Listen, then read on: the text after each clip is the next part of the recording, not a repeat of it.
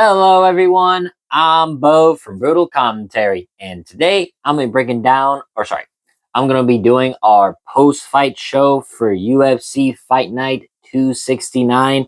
In our main event, Kevin Vallejos arrived as he quickly dispatched of Josh Emmett in the first round. Not competitive whatsoever, but overall, I enjoyed this card quite immensely. I kid you not when I do believe that this is so far the best card this year.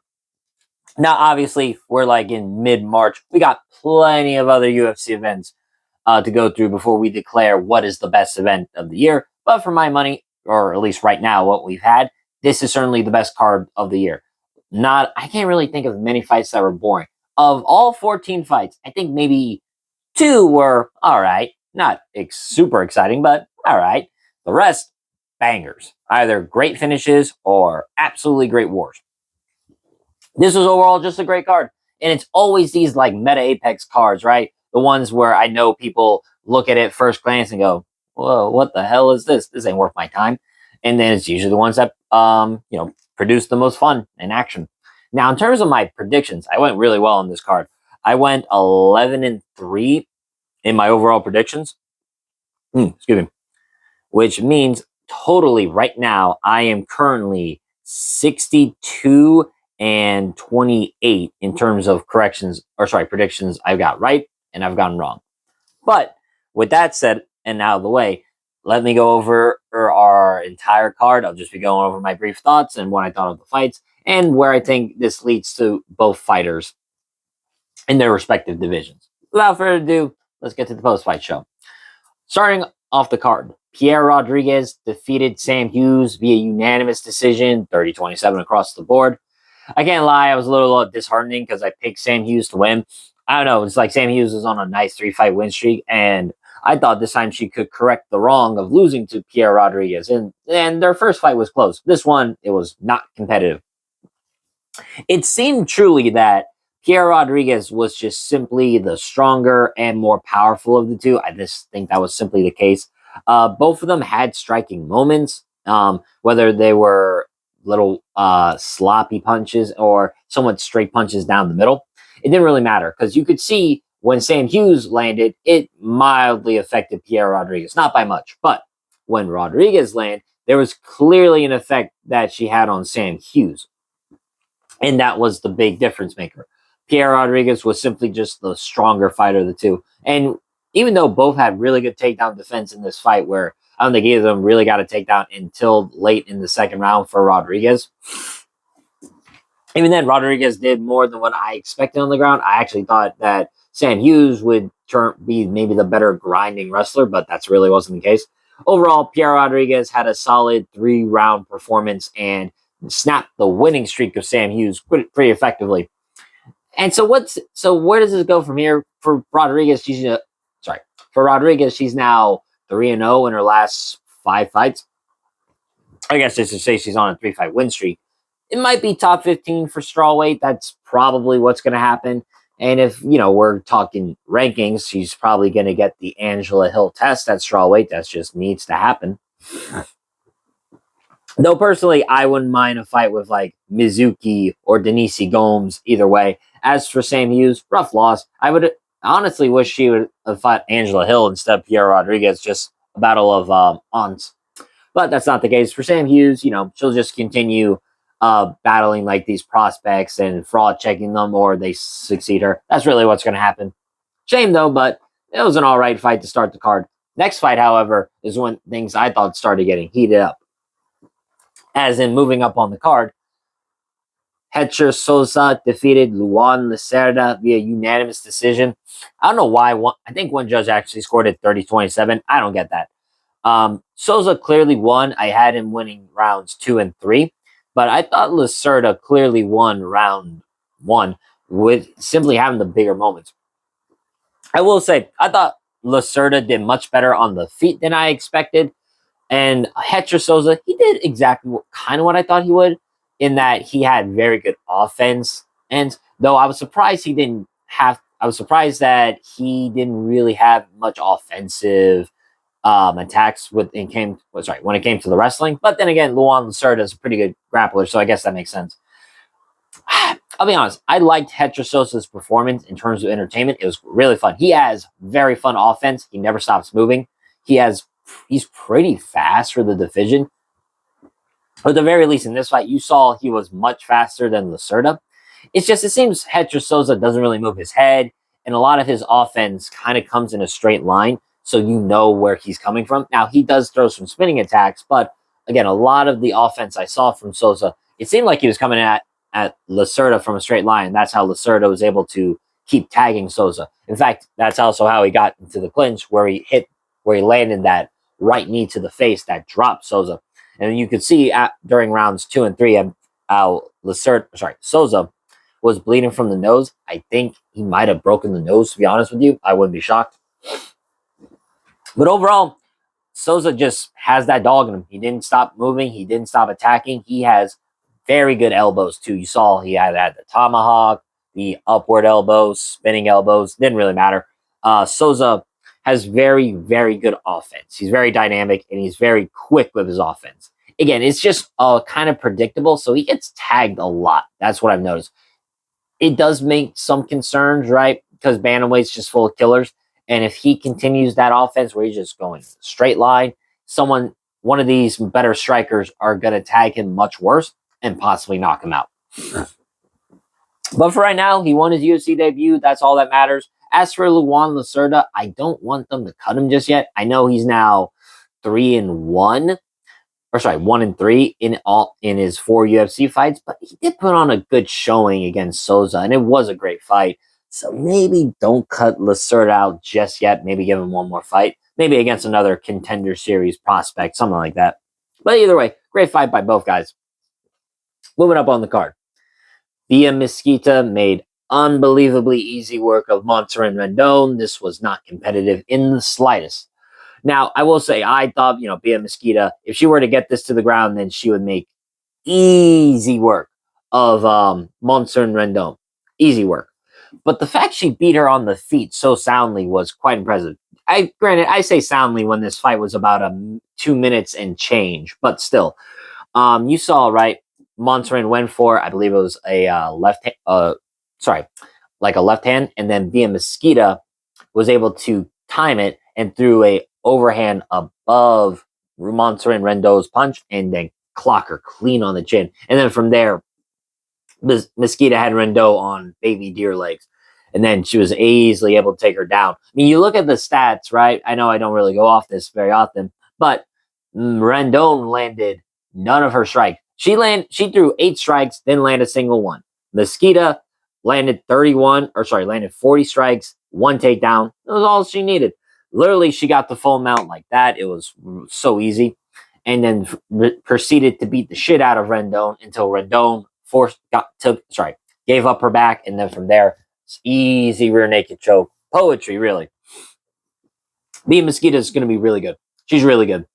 Now, I understand she's beaten Rendon and Irina Alekseeva.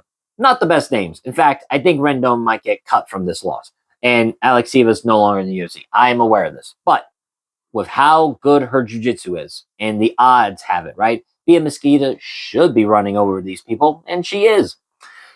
Honestly, I wouldn't mind if they fast-tracked her, right? She's 34. She'll be 35 soon. And when it comes to female athletes, they don't age as badly as men athletes. And that is true. They can go on a lot longer. I feel like it's kind of a now or never sort of situation. I mean, who is Bia Mesquita going to fight, right? Is she going to keep beating these cans like Pesela Cachoeira, Melissa Mullins, and Jocelyn Nunez? Are they just going to feed her some of these fighters? No. Just get her a ranked fight already. I mean, she trains at American Top Team. You can see the improvements already in her striking. It's vastly improved since her first fight, and I can guarantee you, in her regional fights to now, they are vastly different in terms of striking. She trains in a good gym. She trains with Kayla Harrison, who's the champion. And I mean, like I said, you look at the rankings. Am I not crazy in thinking she beats like everyone in the top 10 at the very least? I mean, looking at bantamweight, right? And like just quickly, looking at top 10, Jacqueline Cavalcanti, Jocelyn Edwards, Mayra Bueno Silva, Nora Conole, Nisha Tate, and Luana Santos. You're telling me Bia Mesquita doesn't beat all these women easily? I would pick her to beat like Irina Aldana or Eileen Perez with minimal effort. The top five might be a bit trickier, right? Those are some really good fighters like Norma Dumont, Kevin Vallejos. They could present some problems. Raquel Pennington's always a tough out. Granted, I think Mosquito beats Juliana Pena up, but might as well give her a rank contender. It might as well, right? Why waste time? Why waste time? So, if I were matchmaking, I'd say Irene Aldana. I mean, Aldana has not fought since what? UFC 306? It's been a while, and she's currently ranked like 6. She's tied with Eileen Perez, who's doing much better work than her. Let's be real here. So I say Bia Mosquito versus Irene Aldana. It's a perfect test, right? A good striker, some good grappling to her, a former title challenger, more importantly. So that's what I think. As for Rendon, I think they might cut her from this loss. That's just the unfortunate truth. But it is what it is. So, though, that absolutely great by Bia Mosquito for sure. Impressive, amazing performance. Moving up on the card. Eric Anders defeats Brad Tavares via unanimous decision. I don't know how one judge can score a 30-27 for Anders. I mean, I had him winning, don't get me wrong. Excuse me. And I did pick Eric Anders to win. But I clearly thought Brad Tavares won round 2. I mean, kind of going fight round by round. Anders hurt Tavares in round 1, late in round 1, but still dropped him a few times, landed some good combinations on him. It seemed like Anders was insistent on pressure wrestling on the fence, which kind of made sense. Tavares was clearly, I think, the faster of the two, certainly quicker with his strikes, as a lot of those kicks Tavares were throwing were much quicker than any like punch or kick Eric Anders was throwing. And Tavares showed that he still, even at 38, still has pretty good takedown defense. I know eventually Anders did take him down in round 3, but it took him a while, dude. Anders was struggling. And then in round 2, Tavares hurt Anders with a good, solid 1-2. But Eric Anders, being a veteran like Tavares, knew how to survive, knew how to get out of that bad situation, and eventually end the round pretty strongly. And then in round 3, after much trial and error, Anders finally got Tavares down. And then from there, you saw, it's interesting, right? Eric Anders, when he started the UFC, was really just an athlete with good power, being a former football player. But by the end of by the end of this fight, you saw he had much better grappling. He was much better at keeping Tavares stuck to the mat. Very good at grabbing the wrist. Very good at keeping the body lock and kind of just sagging his weight and tripping out Tavares. He did a good job in that. And overall, I thought both put on a pretty fun fight for two veterans. You always do love to see like two veterans not getting, thrown to the wolves of these prospects and just like have a good clash where in a fight where it makes you going, they really haven't fought each other already? So though, Eric Anders, clear winner. And then he actually retires in this one. I kind of assumed he was going to retire. I remember when he fought Chris Weidman, he said that was one of 3 fights remaining on his contract, and then after that, he would retire. And so after the Christian Leroy Duncan fight, which he lost, and then this fight, I kind of assumed this was going to be his last fight, and I don't mind it. Eric Anders, he had a good career, not the best one, but he was a ranked contender at light heavyweight at one point. Fought some really well-known names like Thiago Santos and Lyoto Machida. He has a win over like Chris Weidman, for example. And overall, he had a solid UFC run. Not the best, but certainly one that I think garners respect for sure. And I also like the scene where he gave his gloves to his coach and his son was in his corner. It was a really touching moment. So good for Eric Anders. He got the win and got to retire off a win. Very rare to see that, but it's always nice to see. As for Tavares, it's kind of a shame too. He's been in the UFC since 2011. I don't want to see him cut just yet, but at the same time, he's clearly shop worn. He's not as he's not as durable as he used to be. And you could clearly see the wear and tear affecting him. That being said, he is pretty close to beating Michael Bisping in all-time UFC middleweight wins, true. So, I don't know, maybe give Tavares another veteran, or I could probably see them giving him Jacob Malkoun if Malkoun beats Gerald Mearshart. But that is just a speculation on my part. So, though, good win by Eric Anders for sure. And happy retirement. Moving up on the card. This one had me, I can't lie, this one had me biting my nails. Manuel Souza defeats Balaji Oki via 3rd round knockout. I remember I had said on my prediction I picked Souza, but it wasn't a confident pick because I thought Oki might be the better striker. And I got to be honest, for rounds 1 and 2, he kind of looked it. Now, round 1, I was quite happy, right? Souza dropped Oki in the first opening seconds of round number 1 and looked like he was going to land some effective ground and pound and call it a night at the office. But then he kind of went for Kimura, and that eventually led to Oki reversing positions, him landing on top, and then both of them having some striking moments at the end of round 1, to where at first it seemed like it was going to be a clear Souza round, but then Oki made it competitive enough to make you question it. But I still thought round 1 went to Souza because he did drop Oki, and I thought that was the most impactful moment of the fight. Round 2, though, was definitely Oki's round. He tagged Souza a lot. And while Souza seemingly can fight in both stances, he still attacks in both ways, if you know what I mean. It doesn't matter if it's orthodox or southpaw. He still kind of swings big overhand rights or lefts, kind of just swings with big power. He has some good leg kicks, and he can set up his strikes at times. I did love how he started going to the liver of Vallejos. But I thought Oki was doing much better at tagging Souza with straight punches consistently. Whether Oki himself was in southpaw or orthodox, it didn't really matter. But then round 3 comes along, and something clicks in Manuel Souza. I don't know what it is, but you saw it in his Contender Series fight, and now in this fight. When they hit the 3rd round, Souza seemingly lights a fire under him, because Souza was really hurting Oki continuously throughout that round, landing big shots over and over again. And seemingly, he was starting to go into the flow. Obviously, he was still getting tagged up in round 3, but he didn't really care of any of the offense coming his way. He seemingly does have a good chin.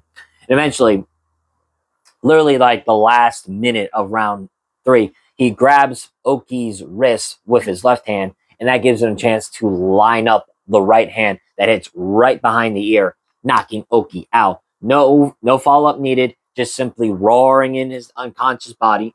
And it kind of reminded me of how Prates knocked out Radke, right? He grabs the wrist, holds his opponent, and then times the shot. But in that case, it was a knee instead of a punch. But you get the idea. Same mechanics. Man, I don't know what it is with Souza. Like I said, another 3rd round knockout in a fight that he was arguably losing. You could argue that it was 1-1, or I thought it was 1-1 going into round 3. But you could argue he was down 2-0. Again, I more so thought it was 1-1.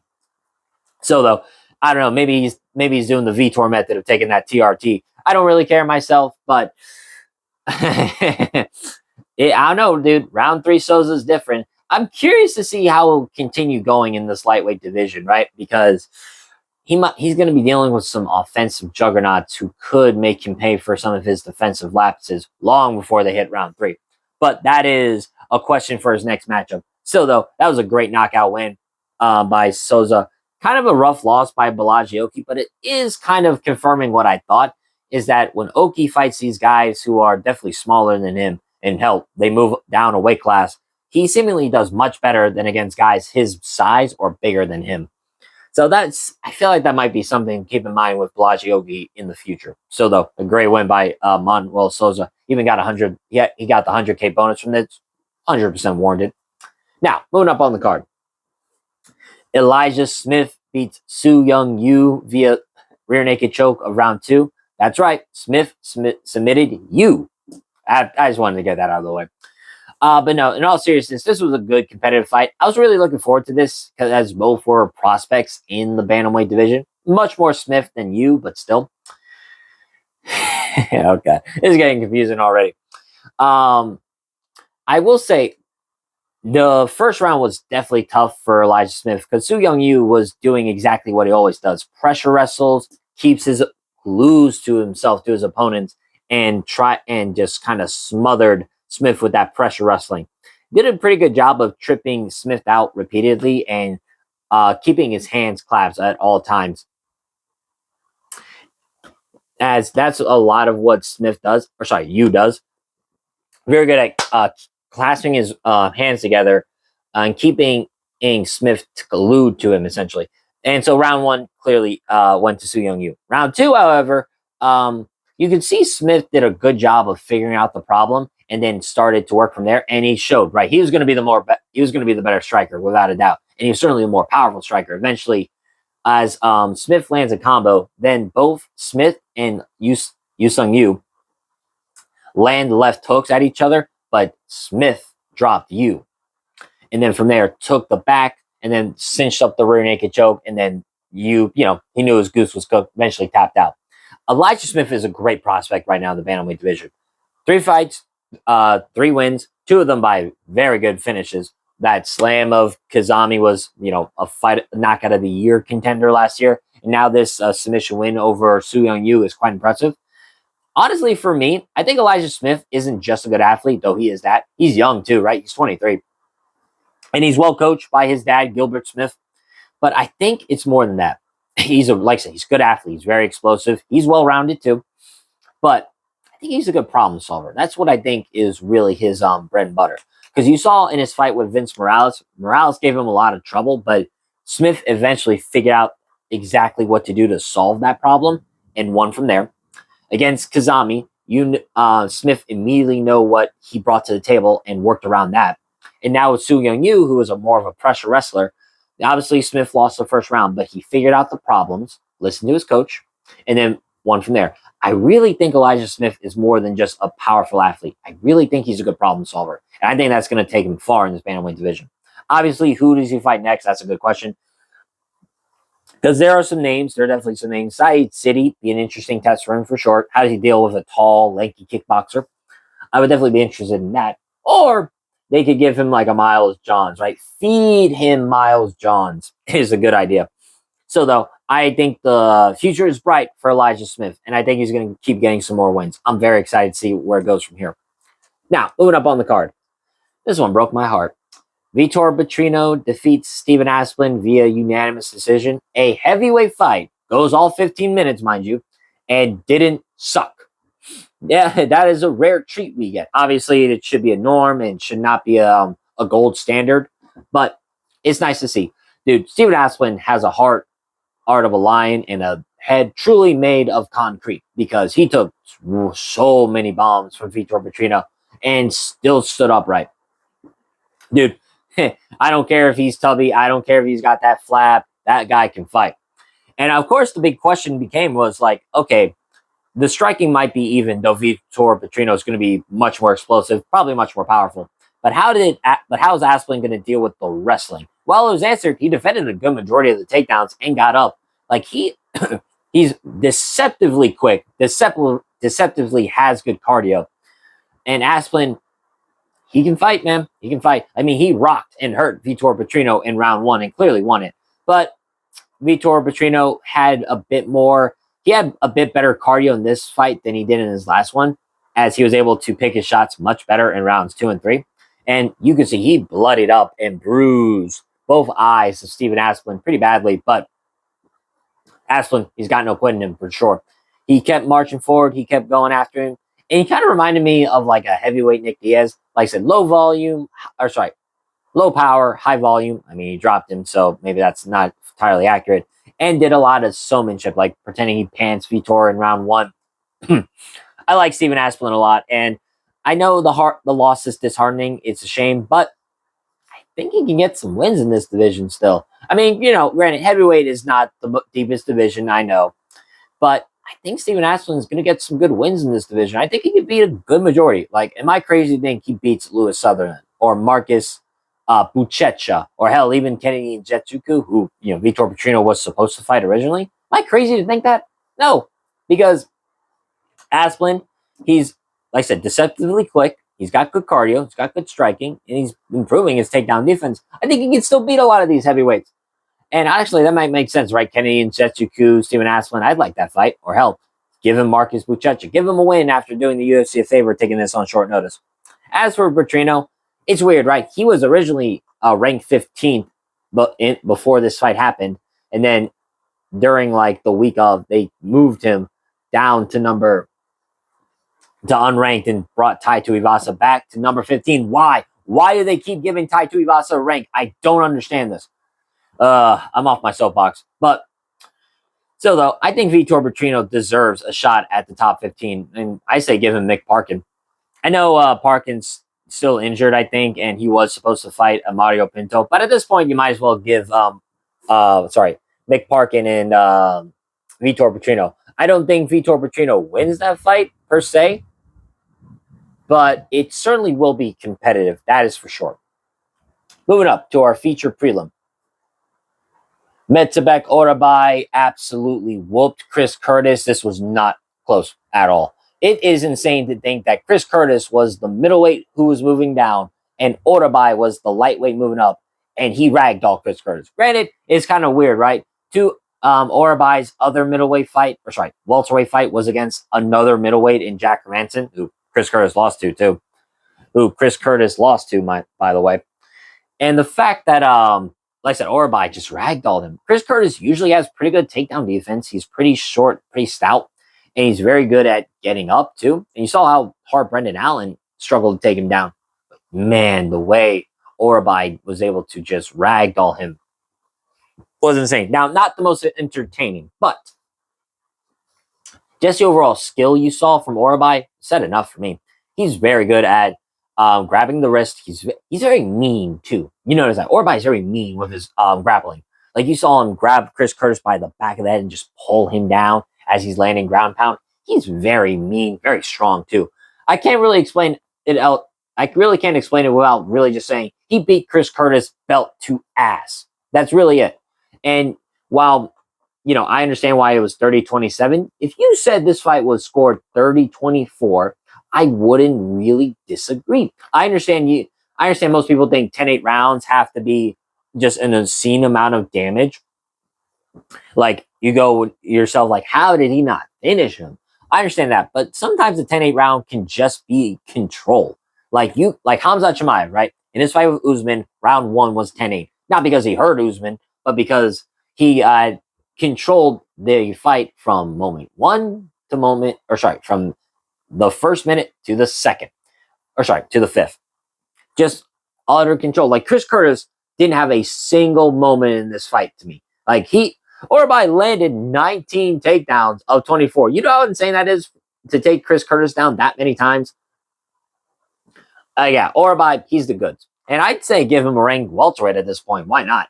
I know he has, at this point in the division, he's 3-0 in the division, right? Brutal wins of Jack Hermanson, beat Uros Medic, who's ranked, and, just mauled Chris Curtis quite easily.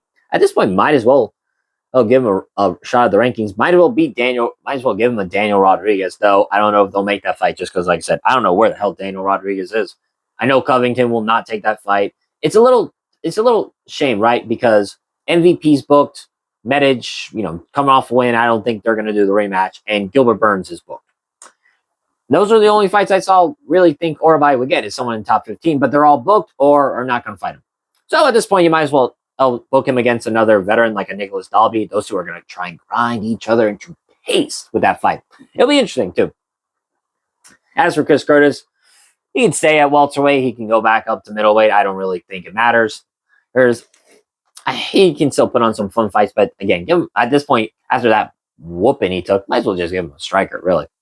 But now, moving up to our main card opener. Before I continue, if you enjoyed the fight so far, if you enjoyed the post-fight shows thus far, please like, subscribe, and leave a comment down below on your thoughts on the card. Now, getting back to it, Charles Johnson defeats Bruno Silva via split decision. I can understand a split decision. I can't understand why a judge scored 30-27 to Charles Johnson. This fight was pretty nail-biting for me. There was moments where I thought Bruno Silva was going to get the round. I thought maybe he won round 1.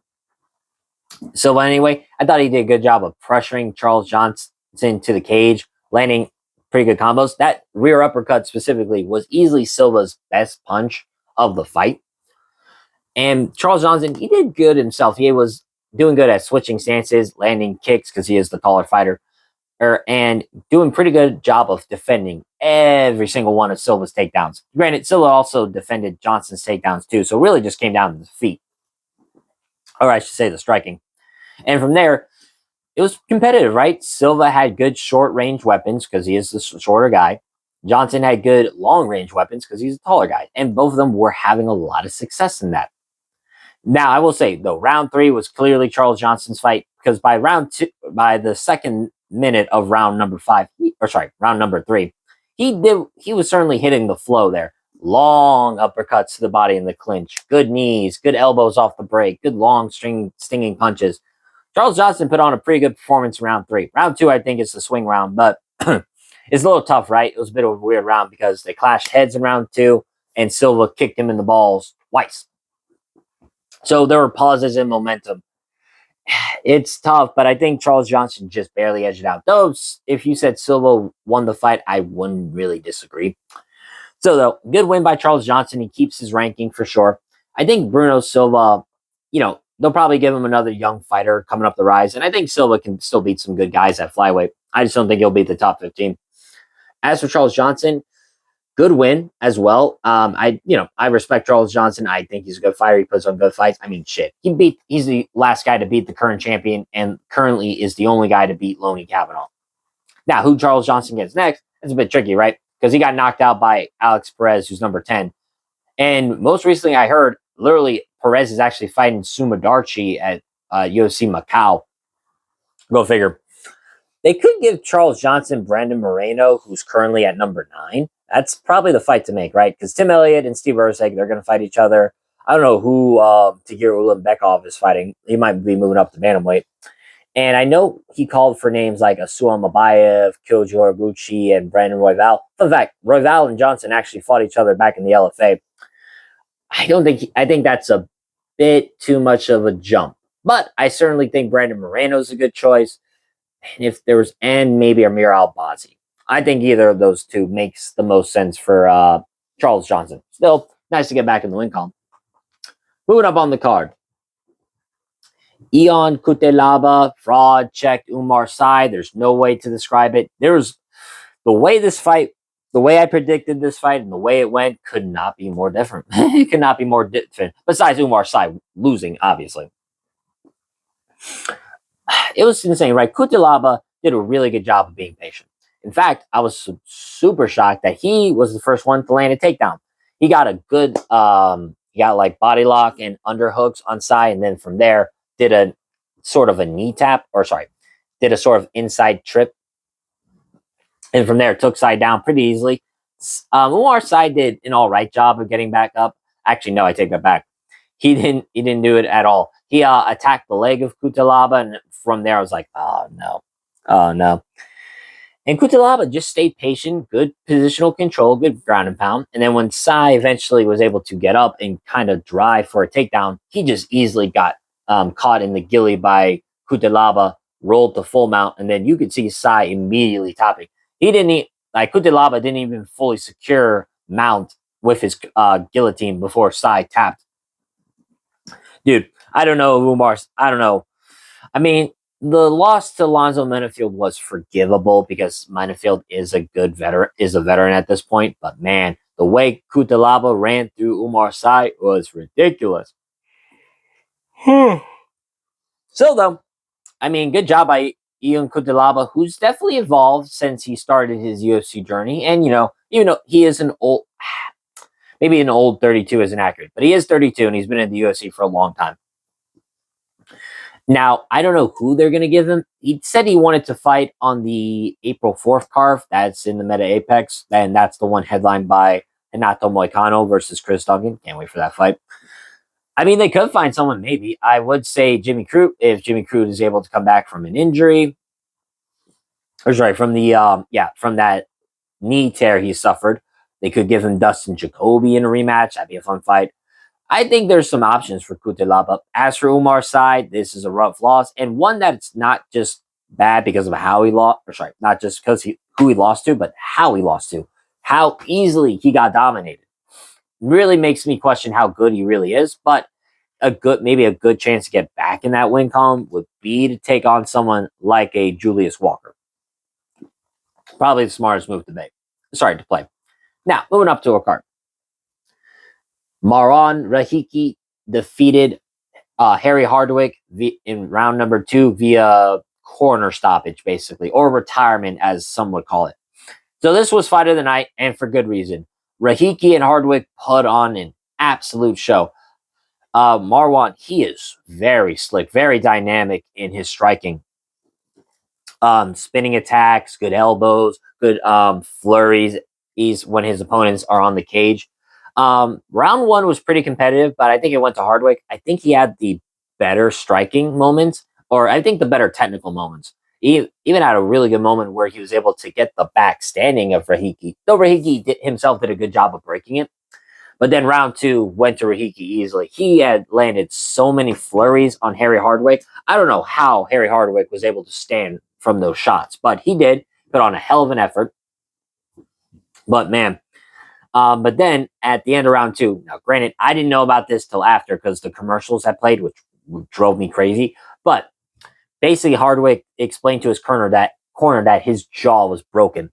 And rewatching the fight, you could see it was in round two when Rahiki landed a swinging hook that clocked Hardwick in the jaw. And then from there, you could realize his mouth was open the rest of the fight. Like, so yeah, clear indication that your jaw is broken is the fact he can't close it. But the fact he was able to do it, I mean, you know, I don't think I've seen someone since like Colby Covington, and I'm sure there's some other guys who have fought with a broken jaw and not only and fought through the round in said broken jaw, still able to take hits. I gotta be honest, like I may not be the biggest Harry Hardwick fan, but I do respect the resume that he has in Cage Warriors. I mean, he was a champion there, and I think he's a good fighter for sure. I think this fight is more redeeming than his loss to Kaiwan Fernandez, because Fernandez absolutely destroyed him. It was not a competitive fight. This was a competitive fight, and it was actually 1-1 going into round three, and it was a great fight. Period. So I feel bad for Hardwick. They give him killers basically because I think Rahiki is a good prospect, but so I don't think they should cut him. I think they should give Hardwick one more chance, and if he loses that fight, they should cut him. But I think you got to give Harry Hardwick another shot. Of course, he needs a lot of time to recover. Like I said, broken jaw. Going to be some time. As for Rahiki, he's fun. He's extremely fun. And I can see him putting on some bangers for sure. He's going to be must-watch TV, I guarantee you. That being said, he's pretty defensively void, and I've heard some people call him the new Terrence McKinney. I don't know if I'm ready to go that way because he's got a good chin on him.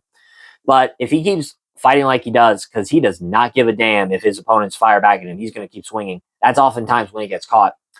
I can definitely see him being a glass cannon. I can see that for sure. Still, though, give him like a Jack Jenkins, dude. That fight would be insane. That'd be insane. Moving up to our featured fight. Jose Miguel Delgado defeats Andre Fili via split decision. I'm a little surprised this went to a split. Now, I thought Andre Fili clearly won round one because he hurt Delgado pretty badly. It's interesting, right? Delgado looked pretty hesitant, more hesitant than I had seen him in his other UFC fights.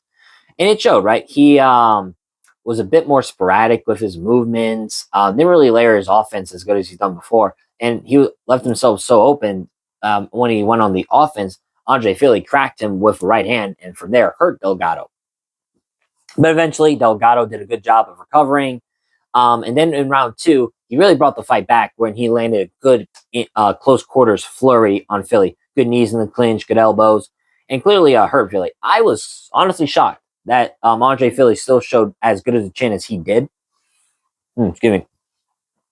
But still, he's a veteran. He knows the game and he knows how to survive. So good on Fili. I definitely say round three was Jose Delgado's. He landed the much better combinations, better striking. And even though Fili got a takedown, that wasn't going to win him the round. And Delgado got a takedown too. So I think it really just comes down to who won round two. And I still give it to Delgado because of that flurry he landed. So again, I don't agree with the split decision. Close fight for sure. Makes me have some questions about Jose Delgado. But he clearly won the fight. Now, like I said, he had looked like an offensive juggernaut. And even in the loss to Nathaniel Wood, he had looked better. Again, maybe it's coming off the first loss in quite a while. Coming off his second pro loss. And it's been quite a while since he had last lost. So that could be the reason. And you got to think, he was blitzing his opponents. And you could argue he should have won against Nathaniel Wood. So I don't really take too much into account this. Again, we'll have to see it with his future performances, see if that mental gap or blockage is going to be there. But still, he did a good job of bringing himself back and put on a solid work against a guy who's been in there with some of the absolute best this division has to offer. So no shame in it. Moving up to our co-main event. Gillian Robinson defeats Amanda Lemos via unanimous decision, clear 29-28. Round one was pretty scary for me as who picked Robinson to win because Lemos did a good job defending the takedowns, landing the much better strikes, and even took Robinson down and held top position for the majority of the round. And I don't know what it was. I think I heard something that Robinson hurt her knee or injured her knee because she did look a bit stiff. But Lemos did a good job defending takedowns in round one. Good job in landing good strikes, and overall just did really good in round one. But then round two, Robinson was eventually able to get the takedown, and then from there, she held on top position in like her life depended on it, and it kind of did for the fight. And Lemos did good jobs at scrambling and making it tricky, even like threatening an armbar in round three. But Robinson, very good positional grappling, very good jiu-jitsu, held top position and held it for the majorities of rounds 2 and 3. And I think also part of it was the age of Amanda Lemos. You could clearly see that she was slowing down in the second and third. And I think that's just due to age. She is 38, and she's been in there with some of the best in the strawweight division. So it's understandable that she would start to slow. And that's eventually what won Robinson, as she had the better cardio and was able to keep a consistent work rate. So now this is 5 in a row for Gillian Robinson, who has, I definitely think, turned a corner since losing to Tabitha Ritchie. Now she'll be in the top 5. And so, interesting, right? The top 5 of strawweight. She's going to replace Amanda Lemos, who is number 5. Robinson will be number 5 by Tuesday, I believe. You have Yan Xiaonai, Verna Jandiroba, Tatiana Suarez, Zhang Wei Li, and then champ Mackenzie Dern. I don't think Robinson's going to get a title fight, but although the prospect of her and Mackenzie Dern fighting does intrigue me. I don't think that, I don't think they're going to give Robinson the title shot. They might give Dern Tatiana Suarez or Zhang Wei Li when she returns. So for Robinson, she can fight a Verna Jandiroba, could fight a Yan Xiaonai. I'm more interested in the Verna fight, as both are really good grapplers. And I'd be curious to see how Robinson is going to deal with a grappler as skilled as her in Verna Jandiroba. So, though, good win. Lemos, rough loss. She's been trading wins and losses, so we'll see how it goes. If she could fight the loser of Tatiana Suarez and Lupita Godinez, although I think if Godinez were the one to lose, then she would fight Lemos, or they give her Tabitha Ritchie. Those are the 2 fights I see happening. So I'm very happy for Robinson, 5 in a row. That's good to hear. Now, moving up, our main event. Kevin Vallejos absolutely runs over Josh Emmett in round number 1. I had thought, right, this was going to go about similarly to how Emmett's fight with Ilia Topuria went. He's going against a younger, sharper, faster, more technical guy than him. And in this case, Vallejos knocked him out. Though you have to put into perspective, right? Because you could say, oh, Vallejos beat Josh Emmett better than Ilia Topuria. Understand the circumstances, right? Emmett, not as old as he is now, less shop-worn. And Ilia Topuria, like Kevin Vallejos, respected the power of Josh Emmett. In this case, though, Josh Emmett did better in the Topuria fight because he was fighting in that fight more, attacking more in that fight. While in this one, he was kind of doing what TJ Dillashaw does, who was in his corner, by the way. Kind of just moving around, switching stances, fighting on his bicycle. I assume he was going to explode into Vallejos, but Vallejos, tight guard, got his reads, waited for Emmett to commit, and then landed in a counter, and then he hurt Emmett so badly, pretty quickly too. Emmett usually has a good chin. In fact, Josh Emmett has not lost via strikes since his loss to Jeremy Stevens back in 2018. That is pretty impressive, dude. Vallejos, and then you saw it specifically like midway through round 2. Emmett fires off a right hand. Excuse me. Left hook, and then Vallejos leans back, fires some counters, and then lands a right hook that hurts Emmett badly. And then from there, Vallejos did a great job of picking him apart. Elbows to the body, knees to the face, punches. Vallejos was just good at constant offense and switching up the attack so he doesn't tire himself tire himself out. I mean, dude, he is so good. We are so good. We will fight for UFC gold one day. Nah, I'm kidding. I don't know why Vallejos does the we. I don't mind it. It's pretty funny. But make no mistake. I think Kevin Vallejos is gonna fight for UFC gold one day. That is a guarantee. He's so good, so fast. He's so good, so quickly. He's only 24. He is only 24. And dude, can you imagine what he's gonna look like 3 to 4 years or like 2 to 3 years later? He's going to be such a nightmare for all these other featherweights. He's very technical. He's very powerful. He's got a good chin. I can't wait. I just simply can't wait. I cannot wait to see what the future holds for Kevin Vallejos. Because, like I said, nobody does that. Josh Emmett. I know Yusuf Salal quickly armbarred him. That was equally as impressive. And so, actually, I think with Vallejos and Yusuf Salal, the fact that they ran through Josh Emmett so quickly is impressive. Both of them for different reasons. But dude, it just shows the new gun at featherweight's also taking over. I mean, look at who's currently going through the featherweight ranks, right? You have Steve Garcia, who's a KO machine, Kevin Vallejos now, who's a monster, Melky Costa, who's on a streak, Jean Silva, Yusuf Salal. Dude, there's some new talent at featherweight climbing up the ranks, and I'm all for it. I mean, we'll see also with Aaron Pico, because Pico's not that old, but so we'll see it too. But right now, these young guys, they're awesome. I mean, with Salal taking on Aljamain Sterling, I don't know who Kevin Vallejos will fight. I mean, a rematch with him and John Silva would be amazing. But I think John Silva's booked to fight someone. I don't know if they give him Yair Rodriguez. And I think Brian Ortega is going to stick to that move up to lightweight. So I think they might give Vallejos the loser of Diego Lopez and Steve Garcia. That's what I think they'll give him. But with that said, that has been my post-fight show. Oh, I almost forgot. For Josh Emmett, I apologize. For Josh Emmett, I think give him a fellow like veteran. I think the winner of Patricio Pitbull and Aaron Pico would be the best one. I mean, dude, him and Aaron Pico would be fireworks. So would him and Pitbull. Now, as I said, this will be my post-fight show for UFC 269. If you enjoyed this video, as I said once more, like, subscribe, and leave a comment down below on who you think's going to win. But until then, I have been Bo from Brutal Commentary. I thank you all for listening. And remember, stay calm, stay respectful, and enjoy the violence. I'll see y'all next time.